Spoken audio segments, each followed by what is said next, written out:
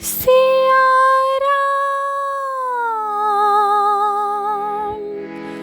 सिया राम, सिया राम, सिया राम, सिया राम, सिया राम। श्रीमद् वाल्मीकि रामायण के बालकांड का 65वां सर्ग। विश्वामित्र की घोर तपस्या के कारण ब्राह्मण तत्व की प्राप्ति। शतानंद बोले, श्री राम, उक्त प्रतिज्ञा करके विश्वामित्र पूर्व दिशा में जाकर घोर तपस्या करने लगे। इस बीच उनके ऊपर बहुत से विघ्नों का आक्रमण भी हुआ, लेकिन क्रोध उनके अंदर नहीं घुसने पाया। इसी समय एक दिन इंद्र ने ब्राह्मण का रूप धारण कर उनसे तैयार अन्न की याचना की। विश्वामित्र ने अपना सारा भोजन उस ब्राह्मण को देकर स्वयं भूखे ही रहे। तत्पश्चात उन्होंने मौन व्रत का अनुष्ठान किया और उस समय उन्होंने सांस तक न ली। इस तरह सांस न लेने के कारण उनके मस्तक से धुआं उठने लगा।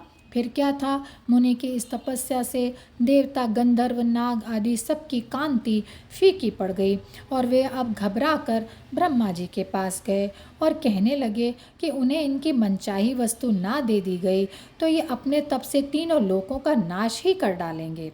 यदि ये देवताओं का राज्य भी प्राप्त करना चाहें तो इन्हें दे दिया जाए। तदनंतर देवताओं की बात सुनकर ब्रह्मा जी सब देवताओं के साथ विश्वामित्र के पास जाकर बोले, कुशीनंदन, हम तुम्हारे तप से बहुत संतुष्ट हैं। तुमने अपनी तपस्या से ब्राह्मणत्व की प्राप्ति कर ली है। अब तुम सुखपूर्वक जहाँ चाहो वहाँ जाओ। इस पर विश्वामित्र ने सबको प्रणाम करते हुए कहा, देवगण, अगर मुझे ब्राह्मणत्व की प्राप्ति हो गई है तो ओमकार व षटकार और चारों वेद स्वयं आकर मेरा वरण करें। साथ ही ब्राह्मण पुत्र वशिष्ठ भी यहाँ आकर कहें कि तुम ब्राह्मण हो गए, तब मैं समझूंगा कि मेरी मनोकामना पूर्ण हो गई और उसी हालत में आप देवतागण यहाँ से जा सकते हैं।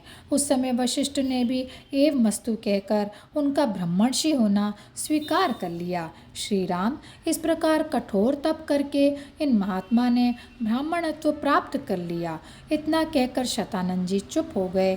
तब राजा जनक बोले, मुनि प्रवर कौशिक, यहाँ आकर मैंने राम तथा आपके महान तेज का वर्णन सुना।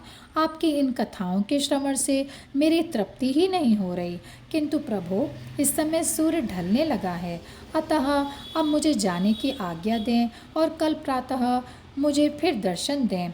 उनकी इस विषय युक्त वाणी सुनकर विश्वामित्र ने उन्हें शीघ्र विदा कर दिया।